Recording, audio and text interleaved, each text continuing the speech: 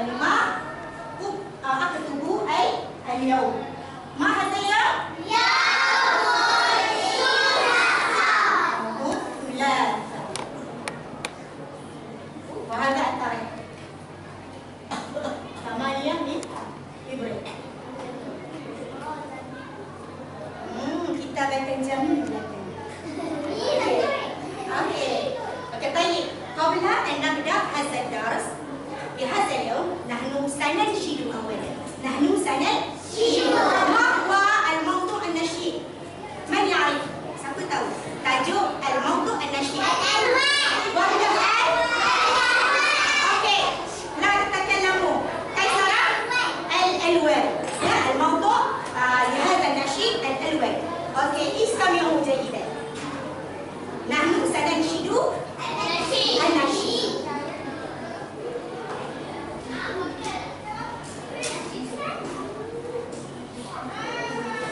استمعوا اللحن أولا. Dengar drama ni ya.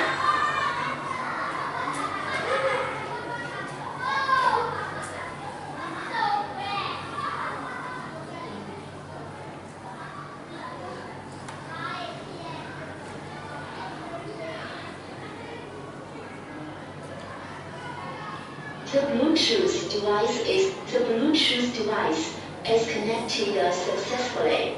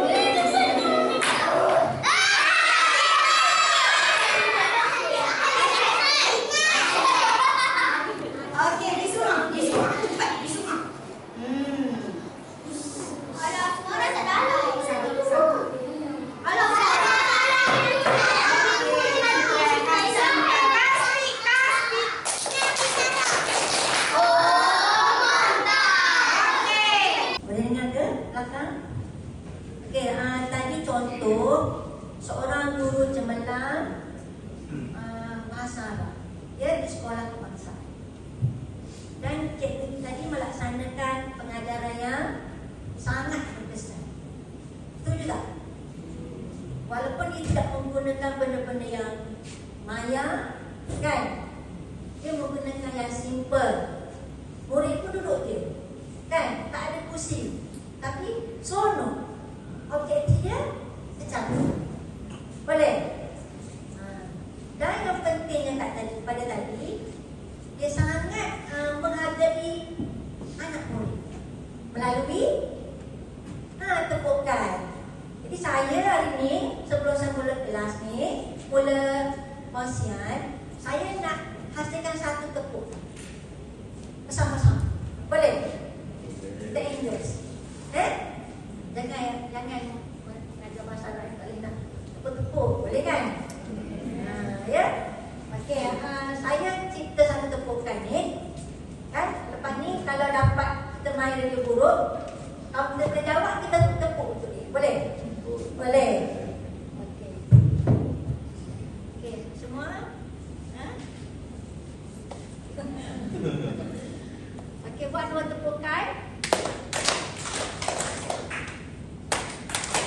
Boleh?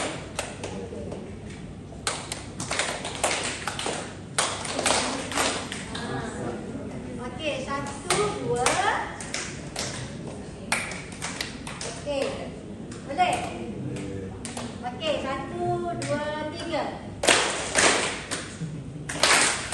Yeay. Boleh? Boleh? Tunjuk pada masing-masing pun tak apa. Tunjuk sama saya pun tak apa, okey? Satu, dua, mula. Yeay. Saya sorang. Cuba sendiri. Okey, okey lagi dah. Satu, dua, mula.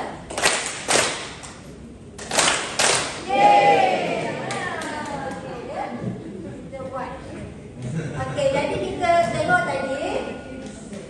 Jadi saya akan menceritakan 4 perkara mengenai PDP berkesan.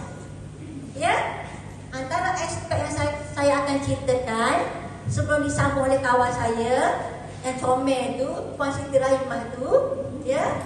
Jadi saya akan ceritakan berkaitan yang maksud PDP atau maksud pedagogi itu sendiri. Yang kedua, lepas tu tengok apa dia pula pedagogi berkesan. Kita dah mengajar-ngajar dia syok sendiri. Murid balik kosong. Kan? Jadi bila berkesan, murid boleh faham secara mendalam. Kan? Okey, yang ketiga, faktor ataupun apa yang menyebabkan PDP kita tu berkesan. Ya? Ada faktor. Antaranya tadi kita tengok macam mana guru tadi mengendalikan kelas.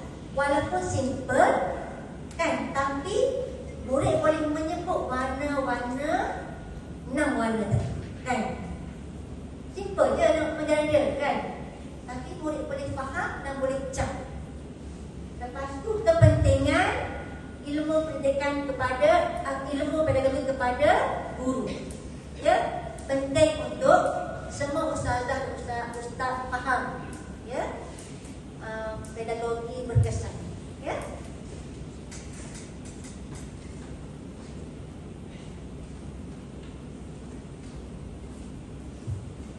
Okey, pedagogi berkesan ni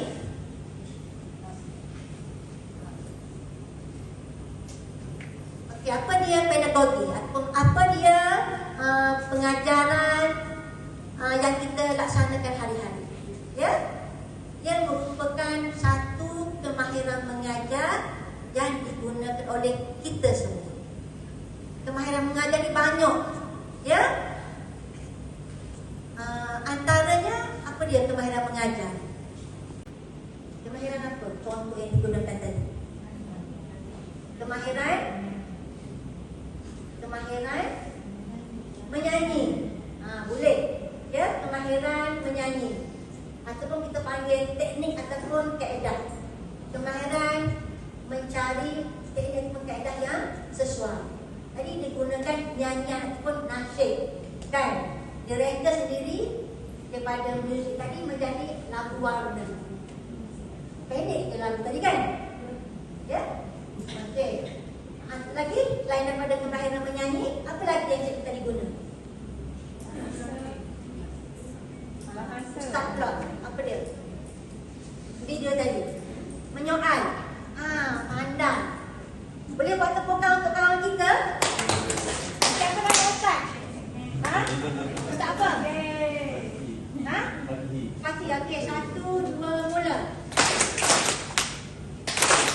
Fatih. Boleh orang menyoal. Ya? Kita soal anak murid kita. Soal tu kena menggunakan penyoalan yang sesuai dengan objektif, sesuai dengan tajuk. Kalau tajuk warna, takkan nak soal pasal solat, kan? Masuk tu jauh, kan? Kalau warna, mesti kita fokus penyoalan kita kepada warna, kan? Tengok kepada, nanti kita tengok kemahiran dia dekat 6 kemahiran yang penting untuk cikgu faham bila kita nak melaksanakan pedagogi yang berkesan. Okey, yang seterusnya, mengajar ini merupakan satu seni, ya, sains dan seni. Betul tak? Bila kita mengajar ada seni ni. Sebab tu kalau kita tengok cikgu-cikgu ataupun ustaz-ustazah, macam-macam gaya dia mengajar. Betul tak? Ada setengah tu jenis syarat, kan? Kalau tadi cikgu tadi menggunakan nyanyian ataupun nasyid. Lagi permainan, dia main radio huruf, kan? Apa lagi tadi? Quiz, ya? Di soal, kan? Apa lagi? Seni yang digunakan cikgu tadi.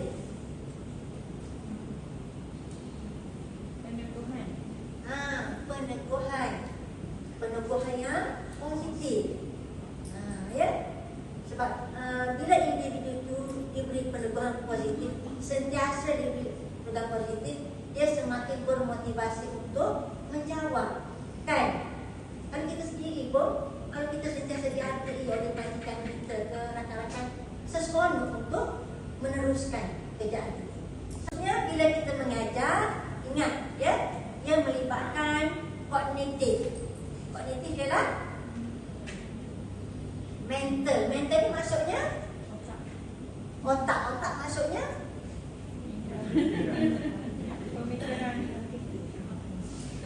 otak maksudnya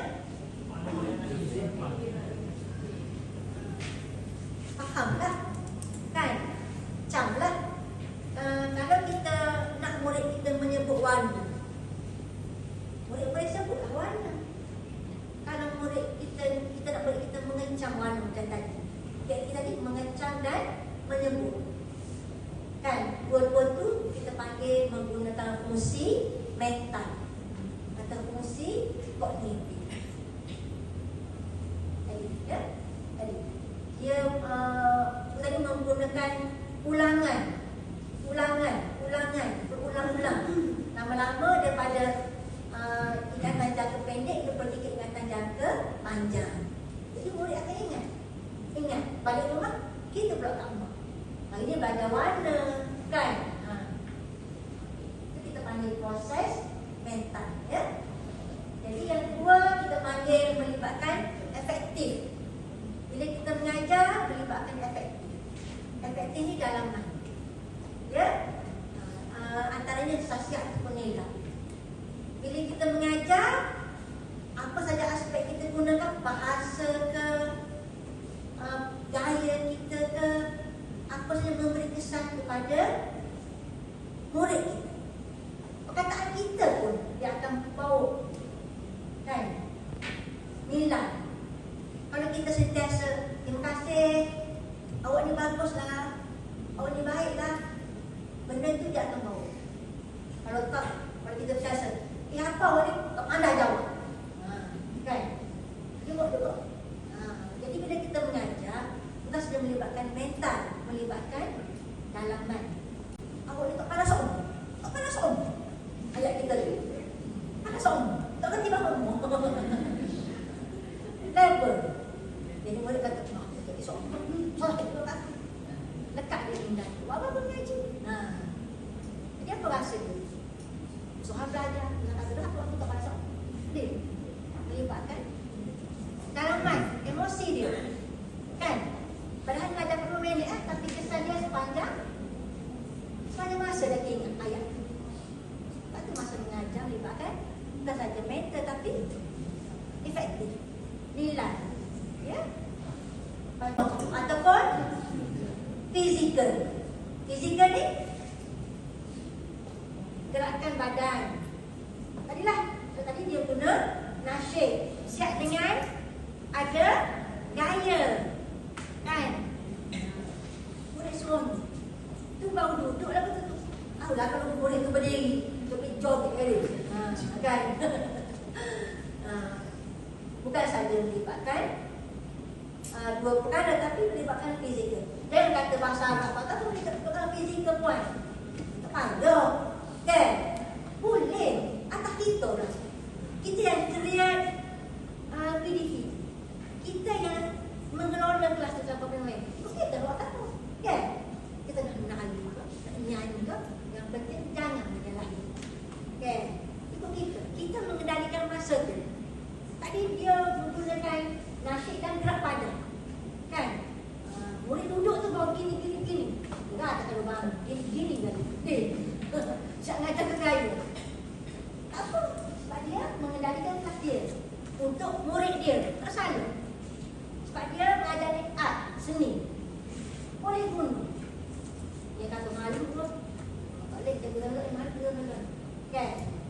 Boleh. Jadi itu melibatkan psikomotor. Tak apa. Tadi kita gunakan tepukan. Gerakan juga. Kan? Jadi cikgu mengendalikan kelas selama setengah jam kan? 45 minit, 2 masa. Cikgu boleh urus macam mana pun. Yang penting kita memberi manfaat kepada murid. Kita pun tak bosan mengajar. Murid pun seronok. Okay. Kreatif. Kalau ni perlu kena kreatif. Melibatkan mental macam mana, melibatkan fizikal macam mana, melibatkan efektif macam mana. Semua tu ada kaitan ataupun ada kesinambungan. Murid zaman ni murid yang interaktif, suka kepada pergerakan. Jadi create sesuatu yang new, yang baru dalam kelas itu. Kalau dia tanya, oh galak mengajar? Apa saya kelas saya? Galak untuk kita dan murid kita. Bukan sampai luar. Okay. Jadi kita kena hasil yang new untuk murid sampai lon. Dia kata sekolah tak perlu puan. Siapa yang tak perlu? Bagi saya fatwa. Bagi saya sumber. Okay. Semua perlu. Budak ni, budak zaman generasi milenium. Perlu bergerak dari segi mental, dari segi fizik, dari segi efektif, dari segi seimbang. Peranannya cikgu semasa dalam kelas. Dan kelas tu yang cikgu nak membina semua. Jadi cikgu kena kreatif lah tadi cikgu tadi. Dalam masa setengah jam tu, rasa macam dia betul-betul memaksimumkan. Kan? Semua ada. Nyanyi ada, gerakan badan ada, perjuangan ada, semua. Kan? Murid seronok. Kita pun seronok. Tak boleh macam mana. Kan? Pokok pendidikan dia yang amat terkenal. Dia kata pedagogi ni melibatkan penekanan kepada objektif pengajaran. Buat ni saya rasa makan ni kita ni objektif. Betul tak? Betul tak? Ustaz apa nama? Zubir. Macam nama kawan saya tadi. Okey, objektif macam mana yang kita nak Ustaz? Sebab dia kata melibatkan objektif pengajaran. Jadi objektif mana? Objektif macam mana?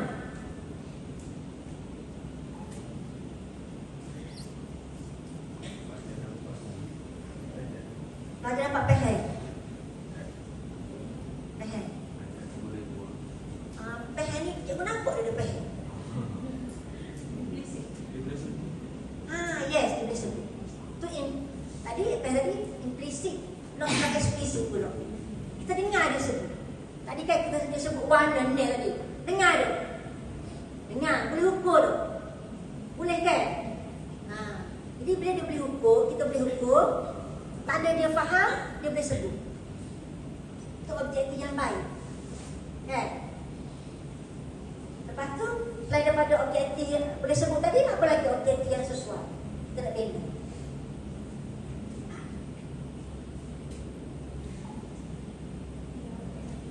Objektif yang ini makan ni kita ni. Hari-hari. Ngajar 20 tahun objektif. Objektif yang spesifik. Sepatutnya lebih spesifik. Katakan mengencang 5 warna hari ini, 6 warna hari ini. Untuk masa 40 minit ni, murid kita boleh sebut ni warna. Bukan boleh sebut warna. Dalam kepala kita ada dah. Masuk ke hari ni aku sebut ni warna. Kau mana-mana kau ni warna. Oh spesifik. Masuk kelas ada dah target. Kita panggil spesifik. Jelas. Okay. Boleh? Objektif yang spesifik. Kita untuk mengajar kau mana puan aku 40 orang ni sebut ni warna. Tu dia kelas jumpa ni boleh sebut warna. Spesifik. Kita panggil objektif yang baiklah. Kalau cikgu kita belajar dengan saya, praktik dengan saya, kita nak jelas. Hari ni orang mengajar nak tahu. Yang mengajar kita masuk buat, tak sih. Boleh kita boleh bawa batu beg daripada masuk kelas kosong, batu beg ni warna. Kalau batu warna, alah, mudah yang ni warna. Tengok ada topik. Ya? Okey, dia kata pertama objektif. Objektif itu paling penting. Tuju kepada objektif first. Sebab kita ada apa yang kita bagi pada murid. Okey. Yang kedua, kita perlu kepada perancangan. Perancangan ni ialah RPH. Apa dia RPH? Rancangan pengajaran harian. Apa tujuan RPH ni? Tak usah dah. Untuk buat masuk yang dia. Tak ke meja, mengajar kita. Untuk kita. Apa tu kau? Dok. Saya usaha buka lah macam. Apa tujuan kita ada RPH?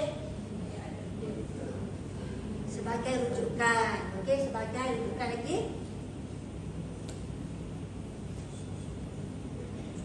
Garis panduan kita nak mengajar. Garis panduan. Guideline kita nak mengajar. Kadang-kadang lari juga. Tapi tak apa. Perkara biasa. Perkara biasa lari daripada perancangan bila kita melaksanakan. Tapi kalau kita ada garis panduan, masuk seindaksi kita apa ini dalam perancangan. Okey. Tadi kita tadi menggunakan seindaksi. Tadi menggunakan seindaksi nasyid. Lagu kan? Lagu warna. Okay. Start masuk kelas, murid lidah dengan lagu warna. Untuk menarik murid untuk subjek kita. Daripada matematik ke bahasa Arab, Palau ke Filipin lagi. Kita pun buat lagu warna. Fokus kepada topik warna yang tadi. Apa sajalah. Ya? Buatlah. Lepas tu, lepas kita rancang molek-molek, ada seindaksi, berapa minit, kita perlukan pada lepas rancang, kena tak sana lah, buatlah. Okay. Kita buat tu sebaiknya ikut perancangan. Jangan lari. Kadang-kadang perancangan buat air kami. Ngajar ayah lepas. Tak boleh, refleksi. Sepatutnya tak boleh tapi tak. Kalau dua patut kan. Tapi kita kena rancang dalam kepala kita. Ayah kan masuk mengajar, satu tu plan dah rumah. Masuk mengajar apa ni? Buat dah siap. Kalau masuk kelas tak lari daripada perancangan. Sepatutnya perancangan buat awal tu buat gini. sepatutnya buat awal. Kalau ayah hak kena buat dari satu, dari kami. Okey, jadi sepatutnya kita kena laksanakan ikut perancangan sepatutnya. Ya. Okey, lepas tu penilaian. Dan di SKP ada pelakon sebenarnya kan? Perancangan dia dah ambil dekat standard pembelajaran bagus. Lepas tu kita ada pelaksanaan. Penilaian kita ada dari SKPD apa? Tahap prestasi TP. Band. Okey, contohnya saya nak tanya sikit.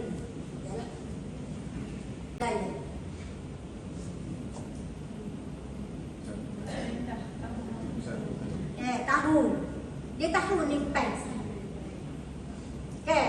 Semua boleh tahu. Kalau boleh tahu tu pen, dia bukan lagi C1. Dia tahap-tahap lagi. Kena ajar lagi. Pen. Okey, lagi ke C2, faham. Pen tu apa? Menulis. Dia tahu pen untuk menulis. Ni kita layan ni. Okey, lepas tu kalau C3 sikit lagi, tinggi sikit, pen, sepatah pen. Dia apa dia? Tinggi sikit. Tak. Nulis. Tu pen. Buat apa? Tinggi sikit. Nulis perancangan, nulis juga. Apa? Tak. Awak nak nilai budak ni? Masuk kelas nak nilai. Nak ni pakai sama mana? Kan? Dari SKP ada kan? TP kan? Okey, C3 aplikasi.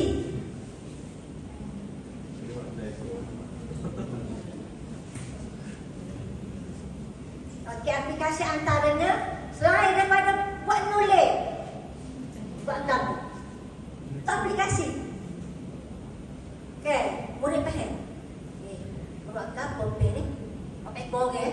Contoh, tu aplikasi tu. C3 dah tu. Ataupun dia boleh kata P berwarna-warni.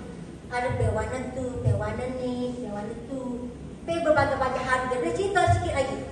Panjang sikit daripada faham tadi. Dah C3 dah tu. Lepas tu boleh analisis. Sifat. Pen, kan ada pen. Itu sifat. Atas base foto ni, sebelum kita pergi ke benda lain.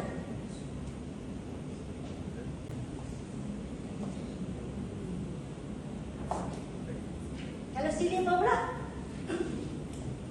penilaian. Kalau sini pula, kalau sini atas pensel, lagi ke tipi ni. Apa? Tak kena nilai murid kan? Okey. Kalau sini atas persempatan pen, mudahlah ni. Atas persempatan pen sini. Sini ni apa? TP tinggi sekali, apa TP tinggi sekali? Ya? Okey, untuk pen. Ada lagi untuk pen pun. Daripada untuk sini. Daripada C1 ke sini atas persempatan pen. C1 saya tanya kan? Okey, pen belakang, pen. C2 pen. Okey, sini atas persempatan pen. Dia buat aktiviti apa ke murid? Dia sampai sini. Okey, buat pen menggunakan bahan terbuang. Reka bentuk pen. Sebab sini lah reka bentuk cipta benda yang baru. Okay, buat mini project, buat pen. Budak boleh buat. Cair. Dia cair benda-benda. Getah kayu, kau dia bahan kata macam comel.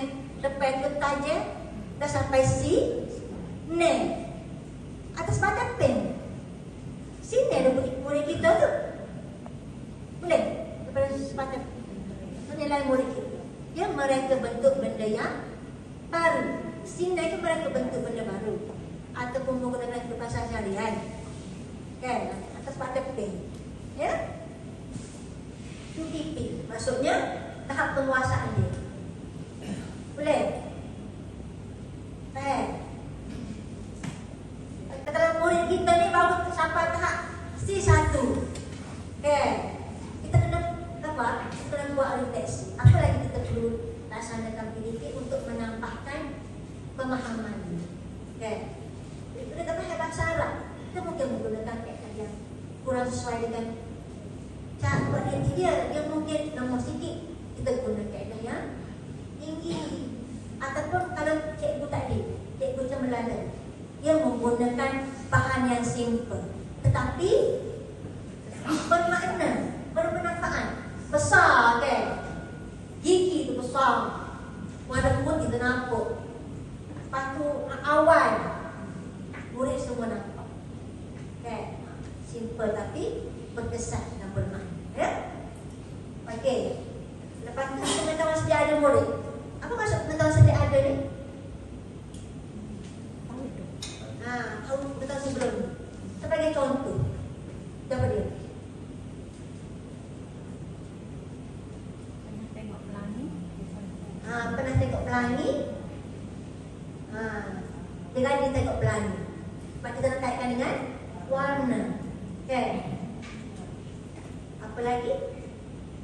Biasanya pelangi ni kalau kita nak kaitkan, kalau di bandar ni budak-budak bandar lah contoh. Kita tanya pelangi ni dia tahu.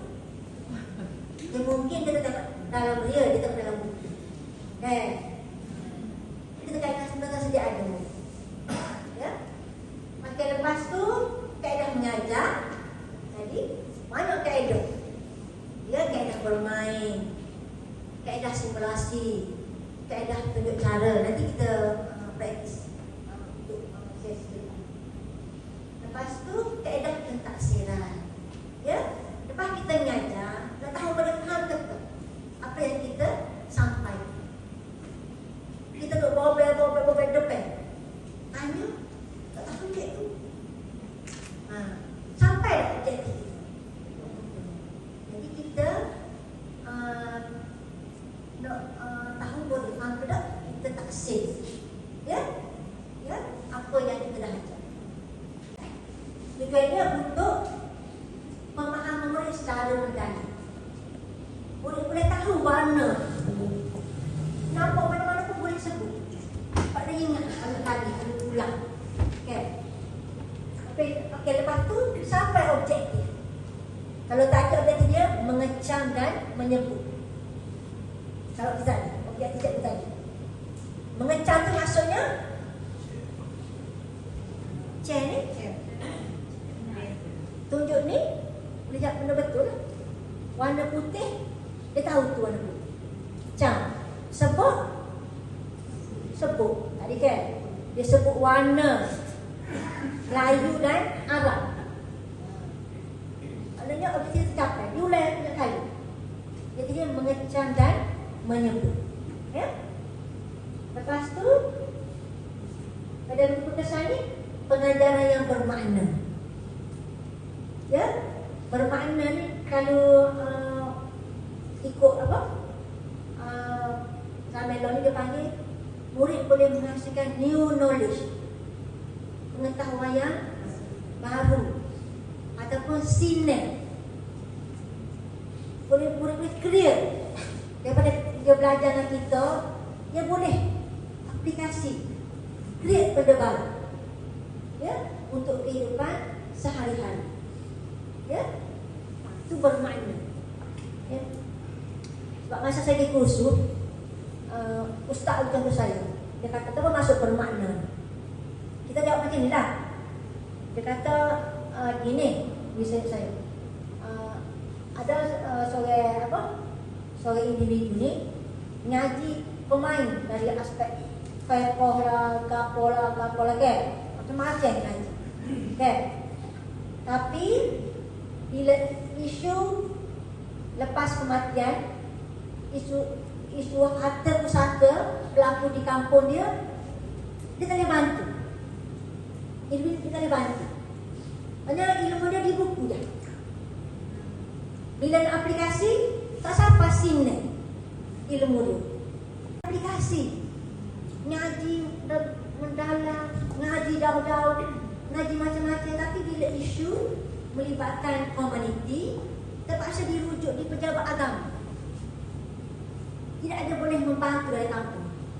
Padahal kalau kita fikir, belajar mana ni, tapi tidak melihat kesan, tidak bermakna. Itu maksud bermakna, ya. Boleh mencipta new knowledge dan juga boleh mengaplikasi dalam kehidupan sehari-hari, ya. Lepas tu murid ni seronok macam tadi. Okay, kalau cikgu tak ada, semua murid nak jawab, berbual-bual. Tak ada tanya cikgu nak pergi ke tak dia. Betul tak? Tak mengatuk lah kalau kita fikir tak. Sebab cikgu tu kreatif, ya, seronok dia mengajar. Lepas tu fokus murid pun sepanjang kelas tu tak bosan. Kalau tak ada kan, kita kena PDP dia tak ada. Ada tak murid yang nak lari daripada kelas? Tak ada. Baru nak jawab, tak ada tanya. Kan? Pada habis semuanya tepek dah. Tepek tu, mula tepek ketah warna, lepas tu tepek ketah, lepas tu tepek warna, lepas tu ular je. Tapi create, cikgu tu boleh create sesuatu yang fokus tu berpanjang. Kan? Dan saya rasa semua kita mikir tu, insya-Allah dah betul. Kan? Berapa minit tak bosan bila kita melaksanakan PDP berkesan. Murid tunggu-tunggu kelas kita. Ya? Okey. Pengetahuan tahu daripada hasil kita mengajar tu, murid boleh create something yang new lah. Ya? Dan dia aplikasikan. Yalah, ya? Masuk bermakna. Okay, ada soalan ke sampai situ? Ada soalan?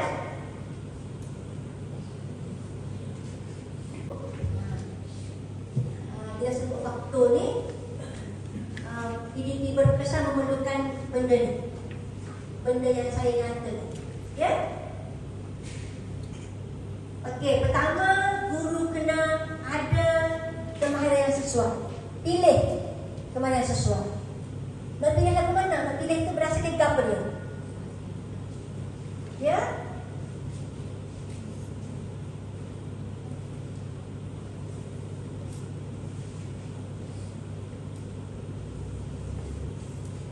Berdasarkan tajuk. Betul.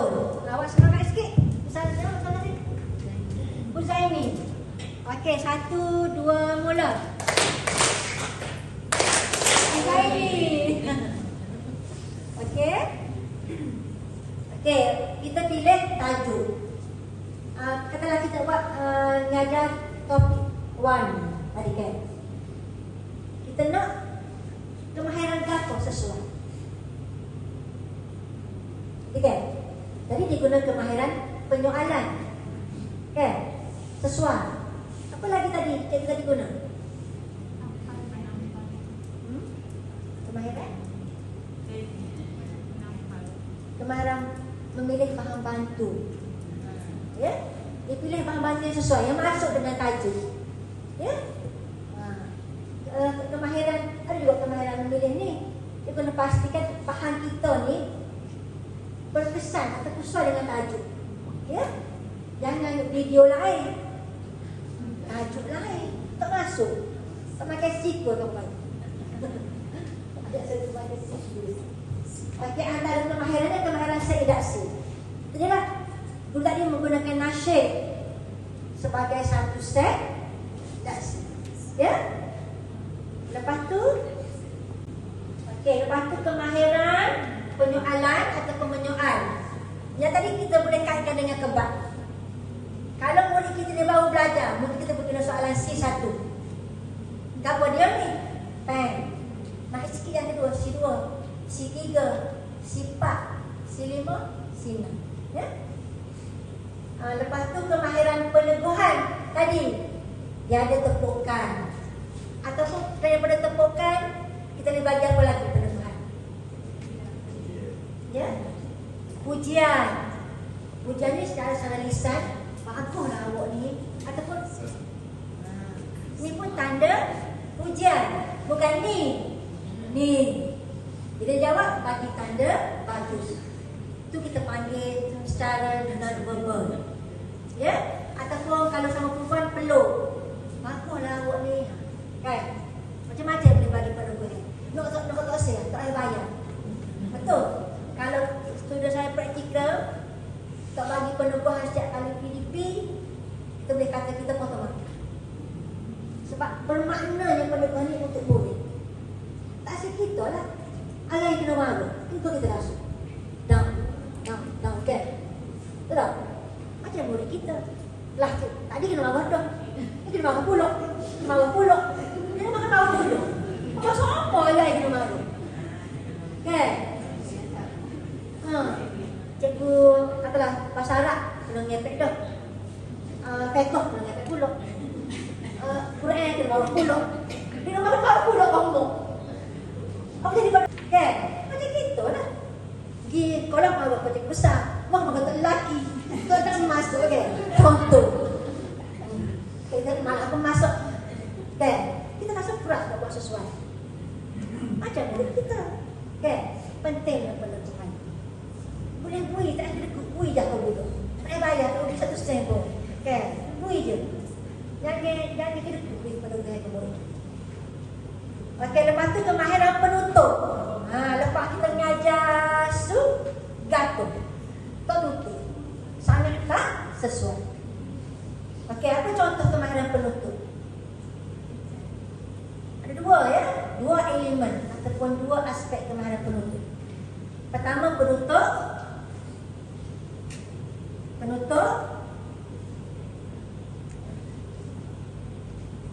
Ada dengar suara? Penutup kognitif. Apa kognitif ni? Ustaz Ustazah? Ayolah, mental. Betul mental tapi cara. Boleh kita bagi soalan. Kan? Kita flashback sebulan apa yang diajar tadi. Kefahaman. Yes. Boleh. Rumusan. Ya? Bukan kita rumusan, murid keluar rumusan. Yang kita murid keluar rumusan. Okey, kedua penutup. Lepas penutup kognitif penutup. 2 je. Penutup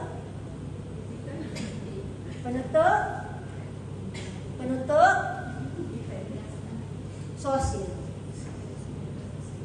2 jenis penutup dalam pedagogi. Penting tu. Sosial dan juga kognitif. Sosial ni lagu mana? Ya? Nyanyi, tepuk, nasyid. Sosial ni dia seronok. Kita kelas dengan yay, happy. Dia menampakkan kelas kita dengan perasaan yang gembira. Lepas tu kalau sudah saya kalah kita buat tepuk-tepuk. Bila dia mengajar penutup, kalau dia panggil kelas P1 dia bertepuk. Yeay, habis. 2. Biasanya kita aplikasikan 2. Dalam pedagogi ada 2. Sosial 1, kognitif 1. 5 minit dah, tak banyak. Tepuk tadi, siapa semen? Tak apa. Okey. Tanya, siapa semen? Tak apa. 5 minit ke belakang tu kita tutup dengan 2 boleh. Sama ada salah satu. Boleh? Boleh. Okey, seterusnya. Faktor ni ya. Okey, sebelum tu saya nak tunjuk video satu lagi. Macam mana cikgu bahasa ni pada saya sangat tertarik dia punya seilaksi ya.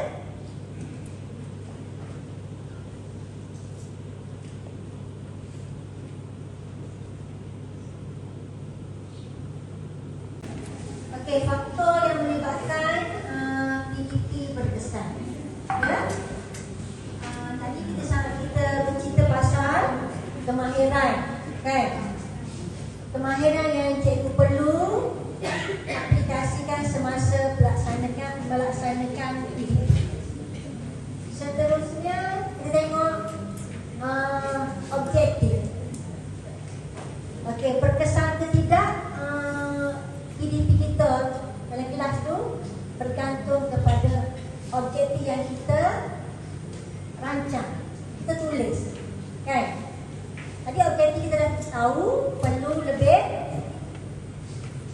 spesifik, boleh ukur, kan? Jadi saya rasa benda ni mungkin tak ada masalah untuk cikgu tulis. Katalah kita kata objektif kita, murid boleh menyebut apa lagi untuk subjek bahasa Arab?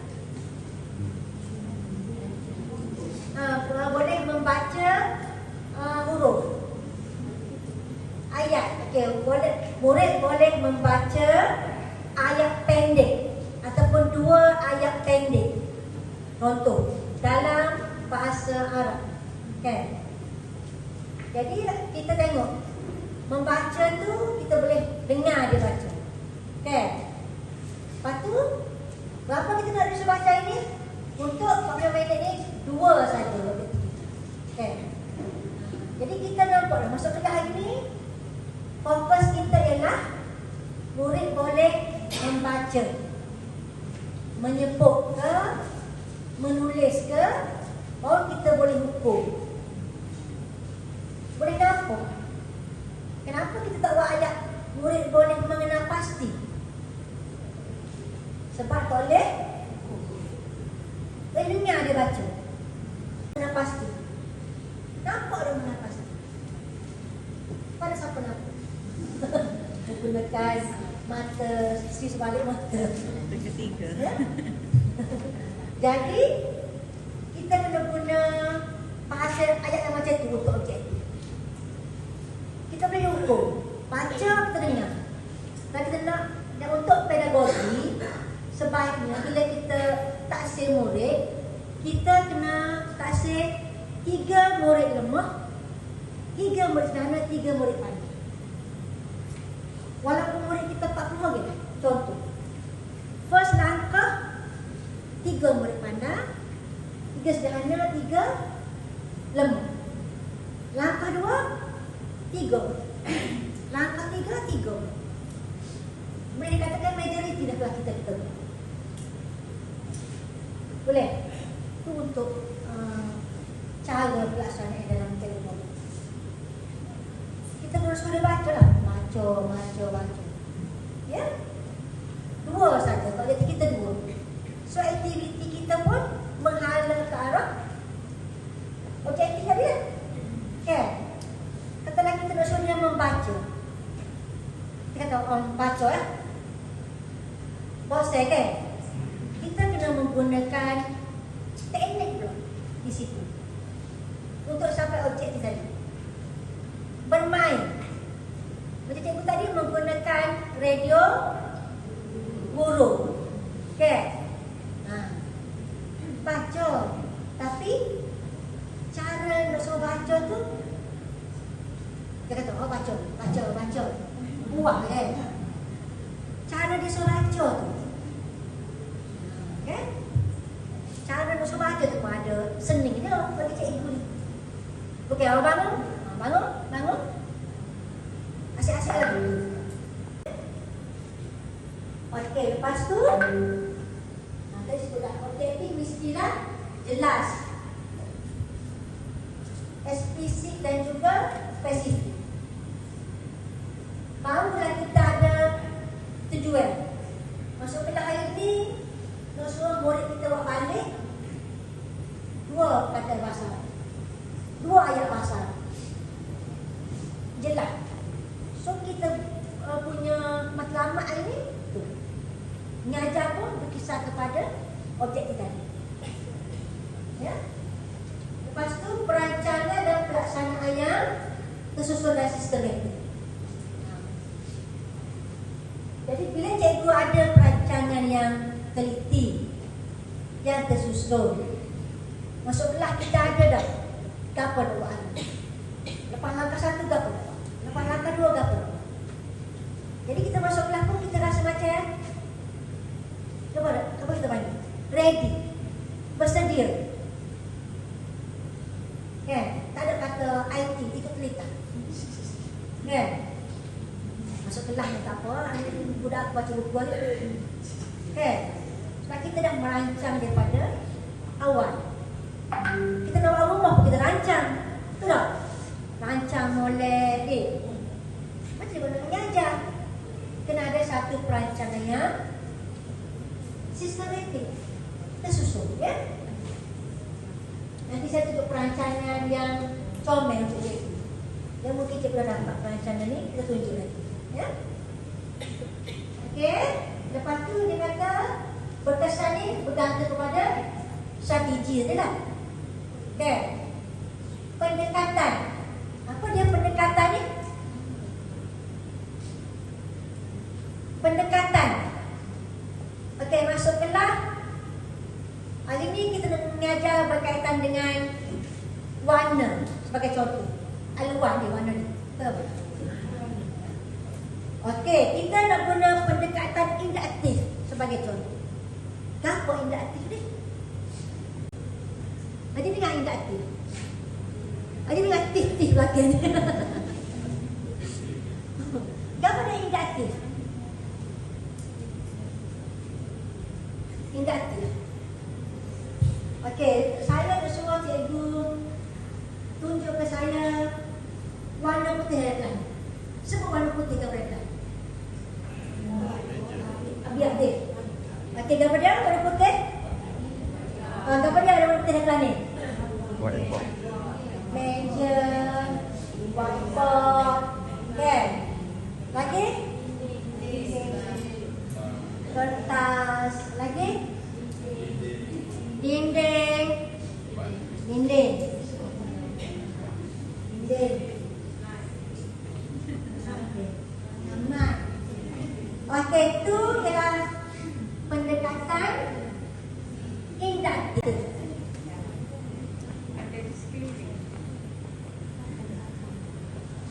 Interaktif ni kita ambil contoh dulu.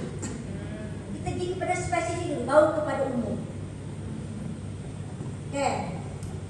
Kita pergi kepada contoh. Mau pergi kepada umum. Cikgu masuk kelas atau telah fikir? Ataupun yang kedua, pendekatan didaktif. Tadi interaktif. Ni kau boleh orang interaktif ni pula. Tadi contoh kepada huraian. Kalau interaktif ni contoh huraian fakta. Kalau didaktif pula fakta dulu. Warna putih ialah warna sekian-sekian. Baru contohnya ialah tu didaktif. Pergi kepada makna dulu. Baru contoh. Okay. Ini kita memperkenalkan teori dulu. Kita memperkenalkan gapo dulu. Baru kita pergi pada contoh. Itu cara mengajar. Interaktif. Fikir kepala kita. Gapo ni nak masuk kelas ni? Kalau nak suruh budak baca karangan pendek bahasa Arab, bagi dulu karangan secara umum. Pergi kepada mendalam. Didaktif kau interaktif, fikir. Lepas nampak ada pendekatan, pergi kepada strategi yang kedua. Cara kita mengajar. Apa dia strategi pula? Cikgu gorengkan. Okay. Ada strategi tak?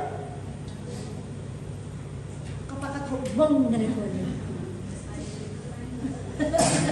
Tanya-tanya. Okey. Apa dia strategi ni? Skill, yes. Dalam kelas kan ada skill ni kot. Kait dengan kita. Pendekatan ada tak? Okay. Ini strategi pula. Okey, strategi pula.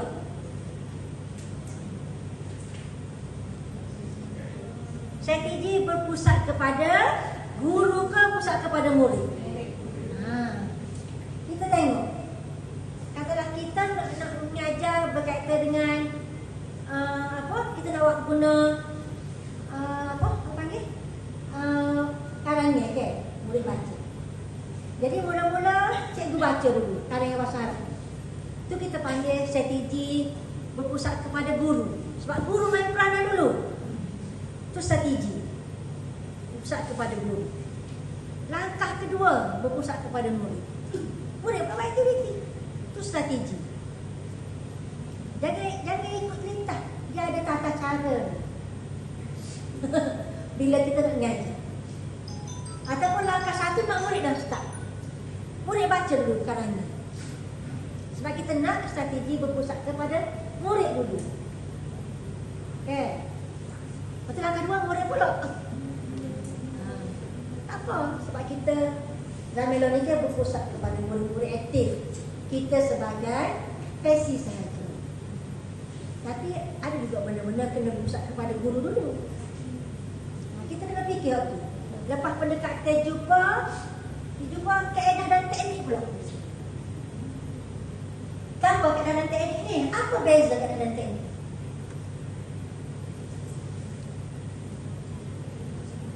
Okey, saya ambil contoh.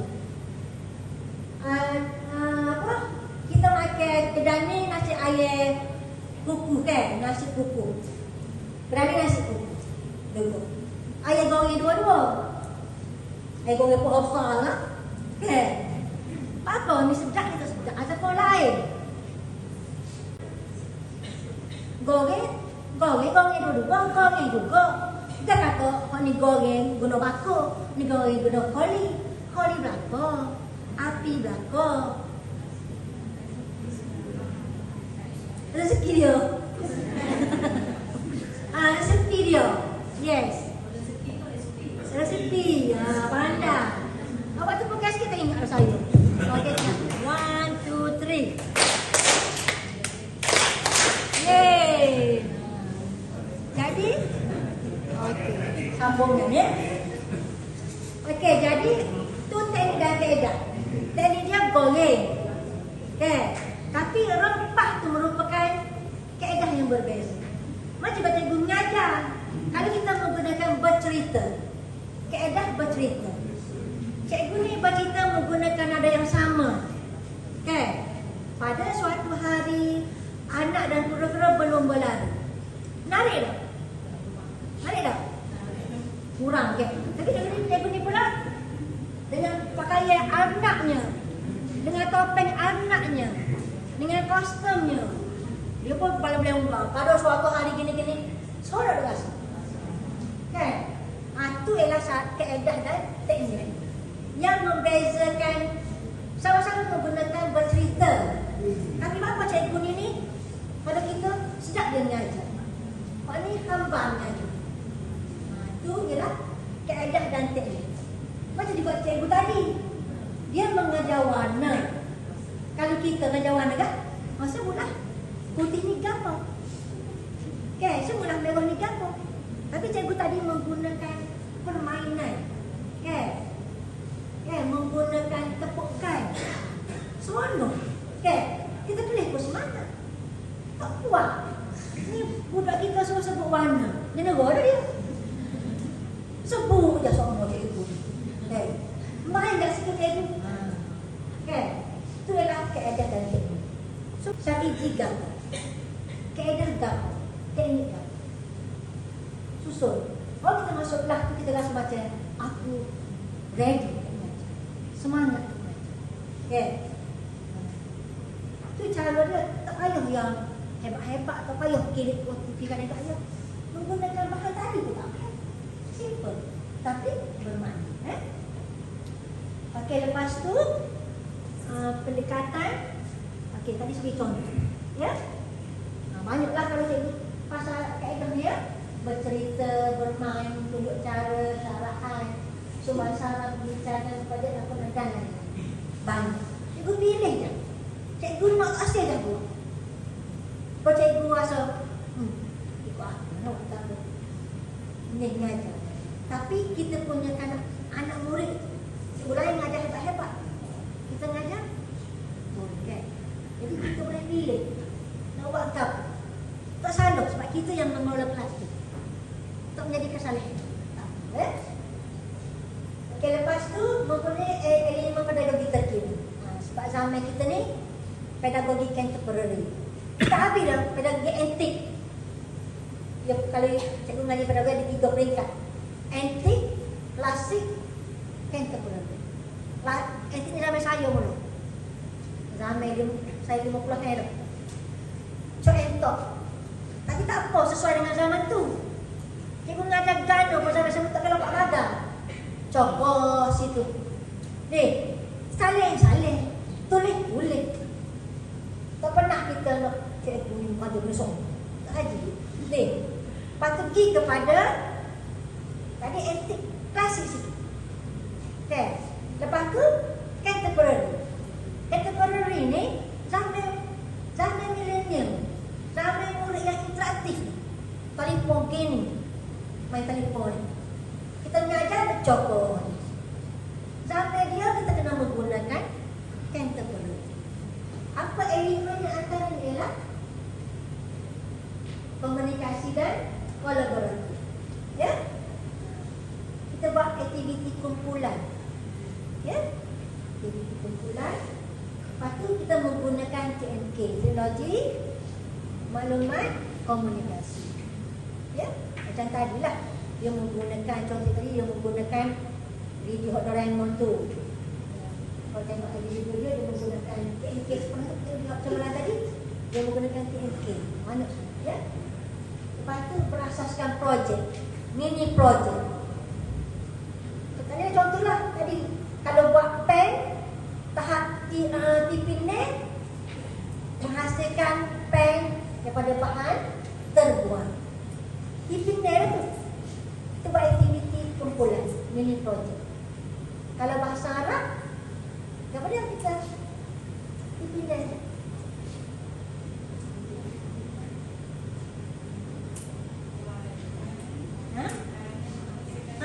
Boleh dia boleh menghasilkan karangan, menghasilkan sendiri, jangan tiru mana-mana. Dia boleh cipta benda yang baru, kan? Lepas tu last sekali faktor menyebabkan pendidikan kita adalah penilaian terhadap murid. Nilai murid kita faham ke tak faham, dapat tak apa yang kita mengajar 45 minit kosong.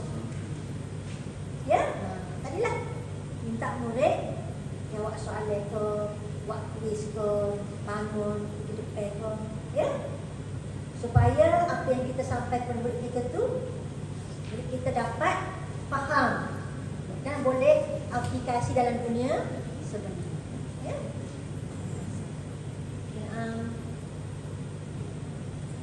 Saya nak tunjuk satu RPS, ya. Tunjuk saja untuk bahagian atas dengan tu. Langkah tu nanti kita aplikasi depan, ya.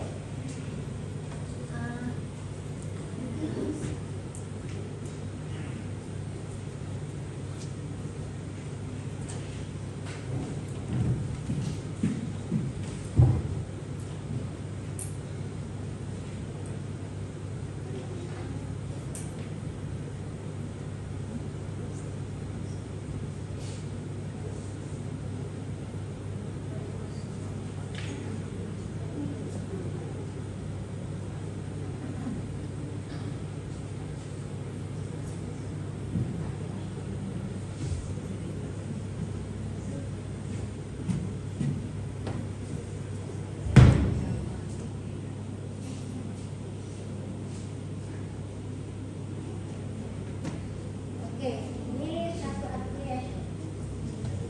Ini RPS yang pada saya sangat sesuai, ya. Cikgu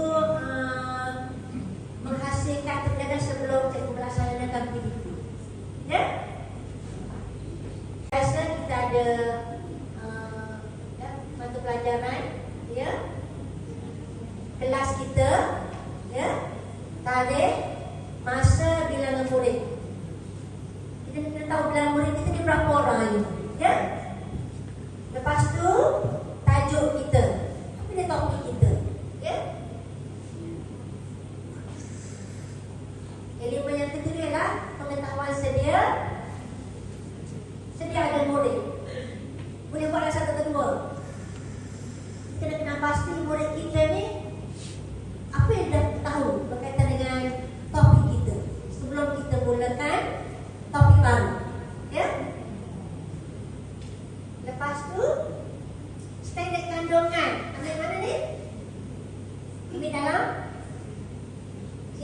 PDP. Itulah dari bahasa Arab dan berapa ataupun tahun berapa. Kalau prasekolah bawa tunjang kerohanian. Prasekolah kita bawa tunjang kerohanian, dia tak ada khusus, kan? Lepas tu standard pembelajaran. Pembelajaran ni cikgu pakai ke cara nak ambil, kan? Pakai ke cara nak ambil. Nanti puan-puan lain cakap di mana kita. Cikgu pernah ambil lapor ke untuk bawa standard kandungan tu.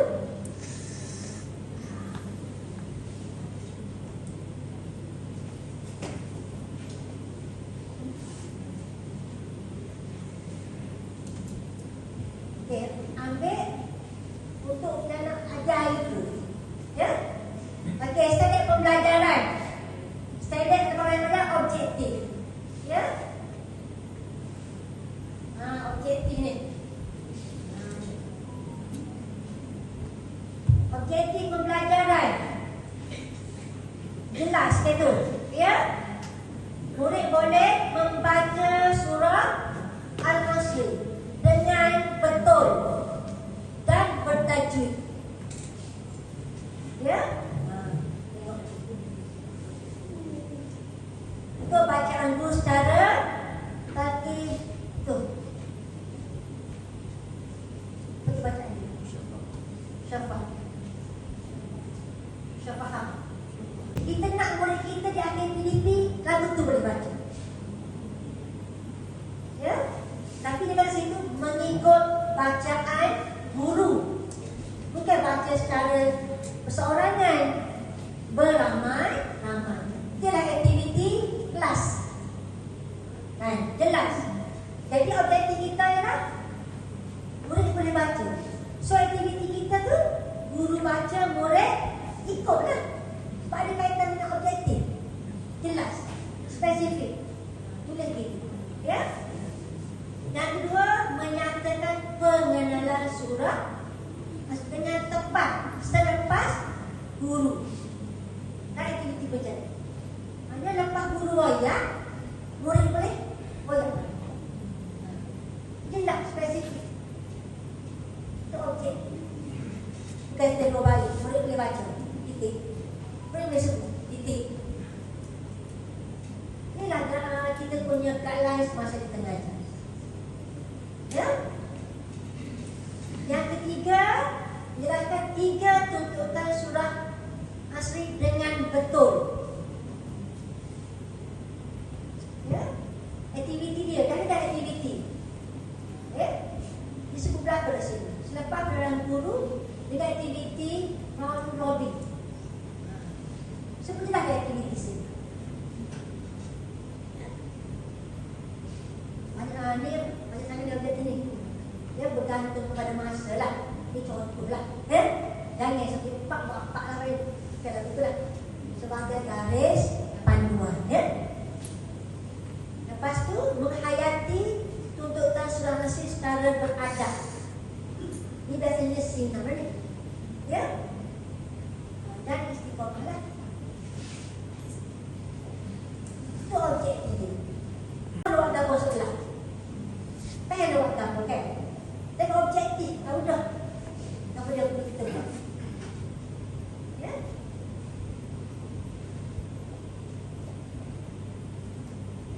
Kriteria kejayaan ni, ini kalau saya sekolah tu kita tak ada ni.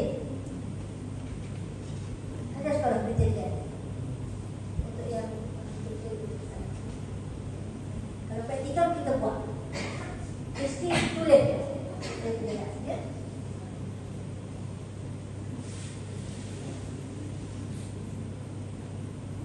Atau ada strategi. Kita dah nampak dah sebelum kita mengajar, tulis siap-siap strategi apa yang kita bawa, ya.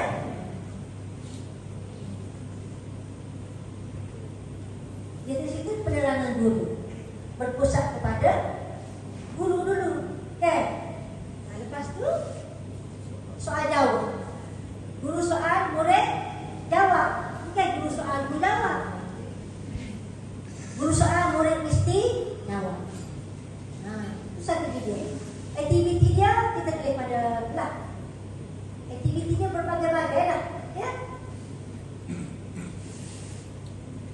Lepas tu perbincangan, perkumpulan. Banyak aktiviti perkumpulan sini.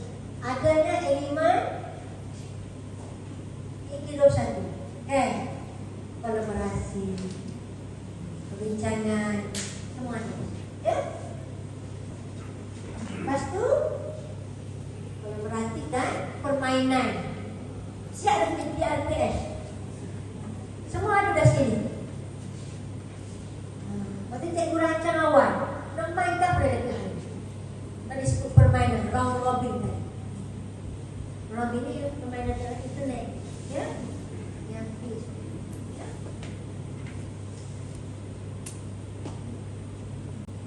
So, yang lain perlu tunjuk tak Ustazah? Kau jadi ni?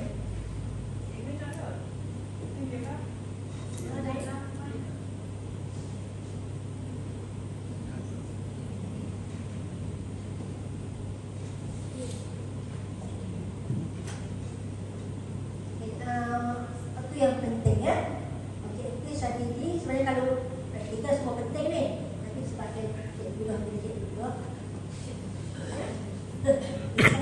Objektif strategi. Ya. Sebab bila kita masuk kelas kita rancang dah siap-siap. Boleh siap-siap. Baru kita nampak masuk kelas. Nak rangkai dari kelas ni. Nak guna permainan game. Nak guna strategi ni. Nak guna pendekatan. Siap untuk mencapai objektif tadi. Ya? Okay.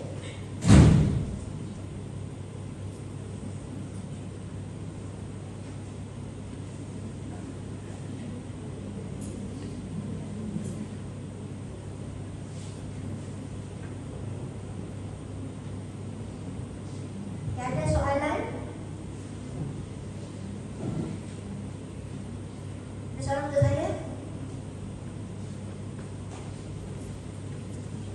Objektif lah, bagi muda lah apa kita nak tentu.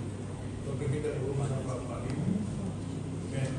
Okey, Kalau kita kira dari standard pelajar, pada contohnya kita ada pada ilmu kita belajar. Yesus semua objektif akan. okey. Boleh jawab? Okey, objektif ni pertama kita tengok kepada tahap cognitive learning. Pertama, ruang masuk. Kalau kita semasuk, biasanya dua objektif. Okay, dua semasuk biasa. Kalau kita dua masa dah sama ada 3 ataupun 4. Tapi kalau lah pandai, lah A katalah. Kita mampu buat apa kita buat. Kalau kita tak mampu pandai, sejam buat 2 cukup. Tengok kepada tahap cognitive learning.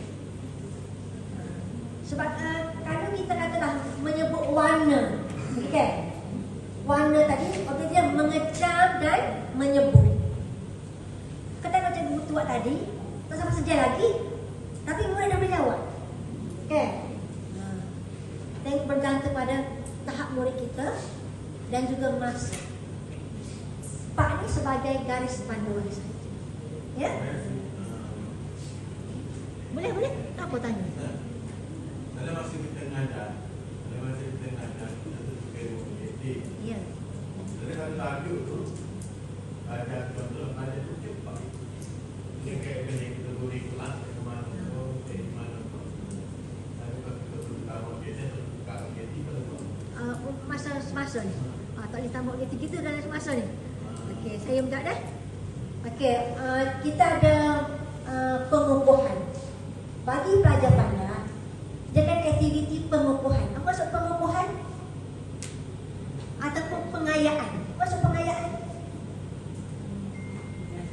Kayun. Kita hendak tak nak suka kaya. Itu maksud pengayaan. Dia pendek supaya lagi. Kita bagi satu aktiviti yang mencabar sekali. Katalah kita mengajar bahasa Arab ni. Orang lain buat karangan pendek. Untuk dia buat karangan sepenggil. Untuk bagi yang cepat tadi. Objektif sama. Murid boleh menghasilkan satu karangan pendek. Pendek ni bergantung pada kita lah. Mungkin orang lain 3 baris. Baik nampak mudah faham, kita buat dia satu perenggan yang baru. Itu kita panggil perubahan dan pengayaan. Murid awak lagu tu. Tak lama biasanya awak lagu tu. Mungkin ada kelas soal 2. Tidak salah Ustaz. Tidak salah. Adalah menjawab soalan.